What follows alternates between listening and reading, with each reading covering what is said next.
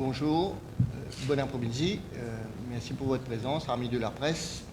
Bienvenue pour le Daily Press Briefing du National Communication Committee du Prime Minister's Office sur le COVID-19. Mon objectif est nous brossons un tableau de la situation de la pandémie dans le monde. Le nombre de cas à travers le monde grimpe à 36 779 006 cas et le nombre de décès dans le monde, 1 067 268. En France, 671 638 cas positifs, 32 521 décès. L'Angleterre, 561 815 cas positifs avec 42 592 décès. Les États-Unis, 7 833 763 cas positifs et avec 217 738 décès. Et le président américain, Donald Trump, se porte mieux. Il a fait son apparition en public aujourd'hui. À La Réunion, 4 385 cas positifs, 18 décès. Seychelles, stable, 148 cas positifs. Madagascar, 16 654 cas positifs, 235 décès. Comores, 495 cas, 7 décès. Plutôt stable, Madagascar, Comores. Mayotte aussi, 3 892 cas avec 42 décès. Chez nous, aujourd'hui, dans mon test que nous faisons, aujourd'hui, nous gagnons 3 cas positifs, toujours importés. 2 cas dans le vol qui est venu depuis Paris hier et 1 cas dans le vol de Madagascar qui est venu la semaine dernière. Donc 3 nouveaux cas à Maurice qui amènent nous à 398 cas positifs, 10 décès toujours, et le nombre de cas actifs actuellement est à 30.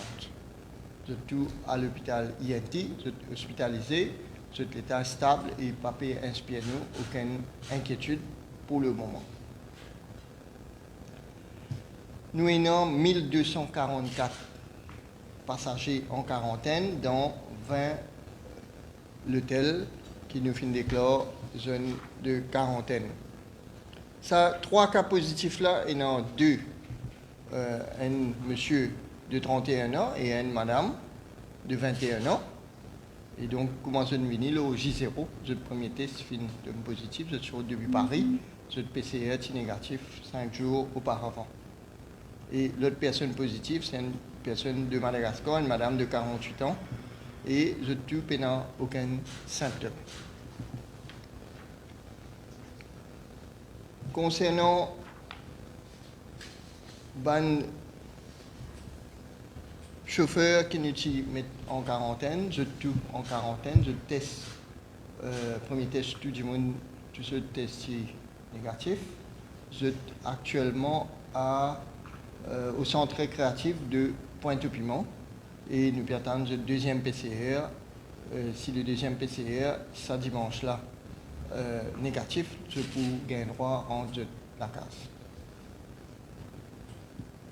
Concernant ma réservation, nous avons jusqu'à ce jour 2294 personnes qui sont réservées pour Ville Maurice, soit 1723 réservations. Il y a une réservation de groupe, 629 dans l'hôtel 3 étoiles, 948 dans l'hôtel 4 étoiles et 146 dans l'hôtel 5 étoiles. Le pourcentage de Mauriciens est à 57%. L'élément nouveau par rapport à cette semaine, donc, comment nous rappelle dit, depuis hier, c'est le ministère de la Santé. Donc, hier, il y a un vol depuis Paris qui finit atterrir à 11h et c'est le ministère de la Santé qui supervise le convoyage. Donc, le transport finit sous la supervision du ministère de la Santé. Et je passe la parole au docteur Go pour dire bref le transport, comment il passé hier et comment ça peut passer demain dans le prochain vol qui peut venir. Après, moi, pour répondre à les autres thèmes que nous vous développer concernant l'actualité sur le COVID-19. Dr. Go. Oui, merci. Je vais aller un petit peu au-delà du transport. Je vais vous dire, donc hier, on était plusieurs à être présents à l'aéroport. Donc le vol, il est arrivé à 11h10. En même pas une vingtaine de minutes, il y avait déjà la moitié des gens qui étaient sortis et qui avaient commencé à faire leur swab. Il y a un très léger embouteillage à l'inscription pour faire le swab, mais vraiment l'attente est de l'ordre de 2 à 3 minutes à peu près. On sait que ça va être diminué lorsque le LIMS, le logiciel du laboratoire, va pouvoir être disponible, parce que les passagers vont pouvoir trouver la feuille de renseignement pour faire leur test PCR en ligne. Donc peut-être que tout le monde ne saura pas la remplir, mais disons que ça va diminuer le nombre de gens pour lesquels il faut vérifier que la feuille est correctement remplie. Mais c'est une étape qui est indispensable, parce que il faut, vous savez, en médecine, il faut qu'on soit sûr, et ça a une importance fondamentale, que le prélèvement que l'on fait et qu'on étiquette appartient à la bonne personne. Donc oui, ça ralentit un tout petit peu, mais c'est tout à fait nécessaire. Ensuite, le swab, il se fait en 1 minute et demie, 2 minutes. Tous les swabs que j'ai vus, je n'ai pas assisté à tous, mais se sont très bien passés, ils sont correctement faits. Il y a des tout petits bébés de 4 mois, de 9 mois, qui ont été swabés, bon, eux dans la bouche, pas dans le nez, et ça s'est vraiment très bien passé, même sans pleurs pour 2 d'entre eux. Donc de ce côté-là, ça va très très bien. Au niveau des récupérations bagages, ça se passe aussi très bien. Donc ce qu'il y avait eu un petit peu les fois précédentes, il y avait un petit embouteillage à la sortie, tout le monde sortait par une seule porte. Donc là, avec la direction de l'aéroport, nous avons ouvert 3 portes, et ça permet aux passagers d'être parfaitement orientés, ça diminue considérablement le temps d'attente, et donc ça a permis de monter dans les bus assez rapidement. Même très rapidement, puisque en un peu plus d'1 heure et demie, il y avait 80% des passagers qui avaient déjà accompli l'ensemble des formalités et qui étaient tous dans les bus. Bon, il y avait un petit point faible, c'est que les bus, au niveau escorte policière, il n'y avait peut-être pas tout à fait assez de motards. Il y en avait, vous savez, les convois, on va dire, pour les hôtels sont encadrés par la police, donc un motard devant et une voiture derrière en général. Pourquoi ? Parce qu'il ne faut pas que les gens s'arrêtent, fassent un petit bisou à quelqu'un de leur famille ou s'acheter un samoussa ou je ne sais quoi. Donc on a demandé à ce que le nombre de motards soit augmenté. Il sera augmenté, il y aura un motard pour 4 petits véhicules, donc voilà, ça ira beaucoup plus vite. Ça permettra qu'il n'y ait pas d'embouteillage également à l'arrivée aux hôtels. Mais au niveau de transport, franchement, ça s'est bien passé. Voilà, la santé donc est responsable depuis hier et le sera encore davantage les jours suivants pour s'occuper du transport, de façon à ce qu'il y ait une fiabilité parfaite. Et donc là, franchement, ce à quoi on a pu assister dans l'aéroport, vraiment impeccable. L'attente, bon, tout petit peu long au swab, très légèrement pour un hôtel dans lequel il y avait 149 personnes qui devaient aller, il y a eu une petite attente, mais les gens se sont dit très satisfaits, ça s'est bien passé. Donc peut-être on améliorera encore un petit peu, on ouvrira peut-être 1 ou 2 autres portes pour que ça aille encore plus vite, mais je crois que les choses sont vraiment très bien cadrées maintenant, il me semble. Voilà. Merci, Dr. Go. Donc, concernant le transport, donc, demain, le normal vol, et dorénavant, c'est la santé. Moi, Dr. Go Finzelli, qui est totalement responsable du convoyage et qui ne paraît aucun élément qui fait qui est normalement. Bon. Laisse-moi prendre un thème autre qui m'a traité aujourd'hui. Bon, Révin Lo, ça qui est publié concernant le chanteur français Matt Pokora à Maurice. Et nous avons remarqué qu'il lui-même, le compte Instagram, l'a publié pour dire qu'il est en quarantaine et qu'il peut respecter toutes les règles et qu'il finit d'être traité pareil comme à tous les autres passagers depuis qu'il est en Maurice et qu'il peut respecter les règlements aussi. En isolation, les règlements d'isolation qui nous finit imposer dans le cadre de sa quarantaine-là. Donc, pour nous, soulève le point, après qu'il y a une publication en ligne qui fait état qui les finances Maurice sans passeport la quarantaine, Et ça est capable de beaucoup de problèmes. D'ailleurs, ça fait une polémique et fait faire croire que l'État traite les gens différemment en fonction de qui ont été que j'ai sorti. Tel n'était pas le cas. Nous tenions à clarifier malgré cette nouvelle clarification. Et non, certaines publications qui ne continuent de polémiquer. Et je crois que pour nous, l'incident est clos. Mais nous espérons que ça servi de référence pour qui maintenant, dorénavant, nous tout agir responsablement. Et tout le monde titre de presse, publication en ligne, pas inspire-nous de ce qui veut paraître en ligne sur les réseaux sociaux pour faire mal leur titre. On a deux clarifications par apporter dans le même ordre d'idée. Il y a un Mauricien qui fait une interview sur la BBC, quand il présente lui-même, et la journaliste qui fait une interview, il présente comme un stranded Mauricien, et quand il n'a pas rentre Maurice, parce qu'il n'a pas payé quarantaine. Donc évidemment, nous interpellons aussi, et au niveau du gouvernement, nous demandons la mission mauricienne en Grande-Bretagne pour clarifier nous et nous tenir à informer la population qui sa personne qui le BBC fin interviewé là émet ce souhait pour retour de Maurice le 12 août 2020 et le 26 août 2020 le ministère des Affaires étrangères fin informé qu'il y a une possibilité à être rapatrié le 2 septembre. Donc, tu proposais une place sur le vol du 2 septembre et la personne par retour de courrier et il refuse sa place là le 2 septembre.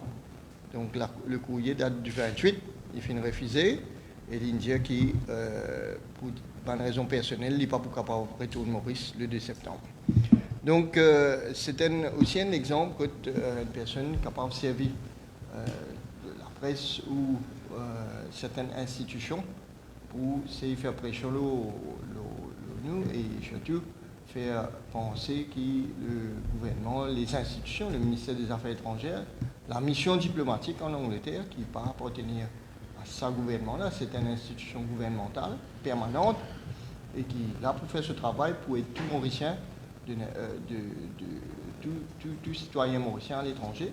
Et la mission en Grande-Bretagne, il fait ce travail, il propose à la personne une place. La personne, il y a un droit à refuser, évidemment, mais c'est bon. Par contre, il ne faudrait pas qu'il vienne faire une interprétation, allégation, et faire quoi qu'ils ont dit, papa qu'à retourner Maurice, parce que papa qu'à payer quarantaine. Et non, probablement, du monde qui est dans cette situation-là, que le ministère peut étudier, mais cette personne-là, que la BBC finit interviewer, n'est pas dans sa situation qu'il finit présenter là. Donc ça, c'est deuxième affaire. Troisième élément, en fait, nous tenir à le gouvernement, tenir à faire ressortir que le plus que nous vérifions, la presse vérifie l'information avant de faire une allégation parfois, ou diffuse une information qui après ta confusion, qui discrédite l'action gouvernementale concernant le Covid, qui discrédite le protocole sanitaire qui est en place, nous rappelle qu'il est extrêmement dangereux et il est capable très contre-productif. Troisième remarque qui m'a dans le même ordre d'idée, c'est un article qui paraît dans un quotidien qui fait état qui pourrait une grande célébration dans un hôtel de littoral ouest, qui pourrait un mariage concernant une VVIP qui peut marier, même définir avec qui. Et nous, au niveau du National Communication Committee, moi, nous faisons faire une enquête pour connaître parce que nous faire allégation qu'il pourrait y avoir un régime spécial concernant la quarantaine, pour y avoir un régime spécial concernant ce rassemblement-là. Donc, nous concernés et nous en mesure aujourd'hui d'apporter un démenti formel par rapport à ça l'article qui finit par être sur l'information, rumeur, finit par être sur les réseaux sociaux, repris par un quotidien. et nous démentit formellement sa information qui pourrait avoir un événement, un mariage précisément, de VIP, un Mauricien, un étranger, et sa information est fausse. Et tout ça là pour bien dire que l'État, le ministère de la Santé, le gouvernement, pas accorde aucun traitement de faveur à qui que ce soit par rapport au Covid-19, que ce soit l'accès au pays, que ce soit la quarantaine, la durée de la quarantaine, le nombre de tests qu'il peut faire, le régime qui nous appliqué pour l'hospitalisation, l'endroit où nous hospitalisons une personne et un test qu'il nous fait, tout le monde égal, tout le monde peut gagner le même traitement. Donc voilà, c'était les 3 points qui me tiennent, qui vous a clarifié. Quatrième affaire, c'est hier, avant-hier, pardon, tu demandes moi, dire tout bon l'hôtel qui peut faire office de quarantaine. Donc, moi, on a la liste là, et mon camarade m'a mesure dire tout mon hôtel, il dit mon Poudjali. Donc, dans l'hôtel Coin de Mire, le Mauricia, Sugar Beach, La Pirogue, Manissa, Constance Prince Maurice, Champ de Mos, Rivabella, Gold Press, Lagoon Attitude, Victoria Pointe-au-Piment, Casuarina, Belmore, Constance Belmore, Trobiche Beachcomber, Holiday Inn, Palms Hotel, Le Plaza Cupip, Maradiva. Pointe-au-Piment Recreational Center, hébergement chauffeur de taxi. Et Pointe-au-Sable Recreational Center, hébergement staff du ministère de la Santé. Donc, tout ça, là encore là, il est décrété zone de quarantaine. Voilà, c'était les thèmes que j'avais à traiter aujourd'hui. Bien sûr, moi pour prendre une question, Dr. Go et moi-même, nous pouvons répondre à une question si il y en a.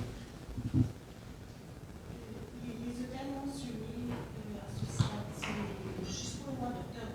Donc, en fait, effectivement, c'est une analyse qui est dynamique. C'est une analyse qui est dynamique. À l'heure qui m'a causé, c'est ça va noter là qui est quarantaine. Donc,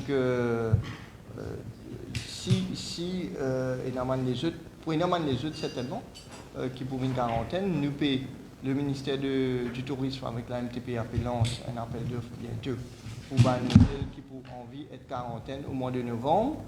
Et donc pour les autres, probablement qui pour venir joindre à la liste là, et non peut-être pour sortir des pièces à la liste là, et non pour rentrer. Et aussi, nous avons on peut dire que nous avons 3 à la liste là, qui peut héberger des travailleurs étrangers, qui c'est une compagnie qui amène ces travailleurs là et qui peut faire les frais.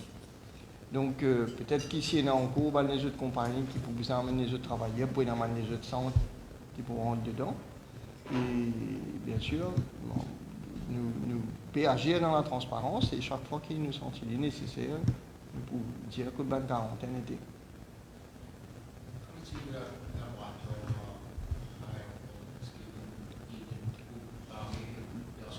Donc, le laboratoire, moi, j'ai déjà dit, en place, et le MOU entre le ministère de la Santé et Atoll est signé, et le laboratoire a la possibilité de faire test, et mon répété, c'est le ministère de la Santé qui gère les 2 laboratoires, à la fois de Candace et à la fois de l'aéroport. C'est le ministère de la Santé qui décide comment il utilise ce banc de ressources. Et donc, quand les besoins utilisent le laboratoire de l'aéroport, il peut utiliser. Le laboratoire de l'aéroport, il est en test à l'heure actuelle, c'est-à-dire ils sont en train de faire les tests en double aveugle, ils prennent des gens positifs, négatifs, dont on a gardé les prélèvements et qui ont été déjà faits au laboratoire central et on vérifie que c'est bien des résultats qui sont concordants. On a aussi pris des swabs de différentes cobayes, on va dire, qui ont bien voulu se prêter à l'exercice, donc des gens volontaires pour faire ces tests.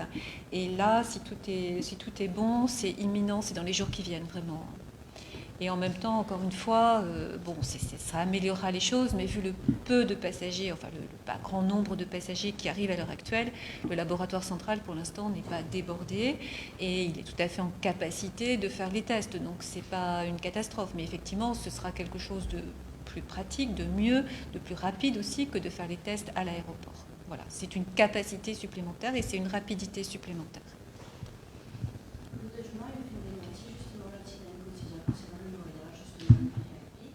Mais par rapport à ça, il soulève quand même une question dans l'éventualité qui vise à un grand événement, vous avez dit un voyage. Il pose une question justement sur le dispositif qui se prévoit si jamais il y a une éventualité, vous êtes des petits mots, des petits mots publics, pour un grand événement. Est-ce qui ce dispositif pourrait faire à grande échelle, un événement à grande échelle? Donc, donc en fait, premièrement, il y a une demande pour nous connaître exactement que la demande pour été parce que vraiment nous avons connu que ça personne qui a envie d'organiser un rassemblement que pour un étranger qui peut venir en grand nombre. Comment ça peut venir, qui pays se sortir, qui l'hôtel se peut choisir, est-ce que ça l'hôtel là est adapté pour être une quarantaine, quel type d'événement pour une. Tout ça là nous avons connu, il est là bien sûr, nous avons une high level committee qui chair par le Premier ministre et à partir de là, nous prenons une décision. Donc, dans le High Level Committee, il y a le Premier ministre, le ministre de la Santé, le ministre du Tourisme, enfin toutes les personnes concernées. Ce n'est pas une décision qui vous prend à la légère. Pour le moment, tout le monde qui peut venir Maurice, pour n'importe quelle activité, il peut rester en isolation dans la chambre pour 14 jours.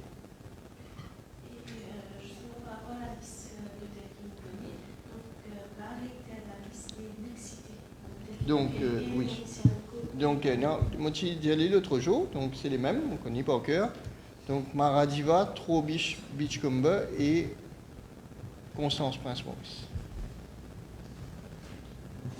Avant, donc, il y a 57% dans les réservations qui est là à ce stade, Oui. 57%. Bon, 23%. Non, un petit peu plus, 43. 43 d'étrangers. Oui. Donc, combien de touristes là Enfin, où exactement comment on peut définir un touriste dans ce contexte-là? C'est Bandimoun, ban étranger. Là, c'est ban étranger qui finit des sites pour venir Maurice pour une durée de plus de 14 jours. Parce que, comment nous vous définir? C'est une grande question qui est encore en suspens à mon avis. Est-ce qu'il y a des gens qui habituent à venir à Maurice, par exemple, dans un PDS, disons, allons dire en Haïti comme ça? Si habitué à venir faire 6 semaines là, comment on appelle lui? Et si vous considérez un touriste, un touriste long séjour, c'est une question de définition. C'est un étranger qui peut venir Maurice pour une durée de plus de 14 jours. Ça, c'est factuel. Oui. Toujours par rapport au mariage à l'événement. Mais quand est-il du mois prochain, novembre, est-ce qu'il y a un événement qui une demande justement pour organiser un événement, peut-être de pousser à l'hôtel? Est-ce qu'ils ont une demande pour un événement en novembre, un mariage? Pas en mesure de dire où dans un mariage dans un hôtel qui peut faire quarantaine. Un mariage. Maradiva par exemple, un hôtel. Mariage, non, pas encore. Non. Au ministère de la Santé, nous n'avons aucune demande pour un mariage dans un endroit. Côte-Bizin, enfin un endroit Côte-Bizin, autorisation du ministère de la Santé. Non, bien.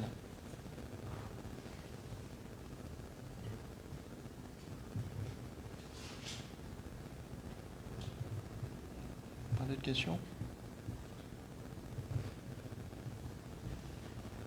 Merci beaucoup.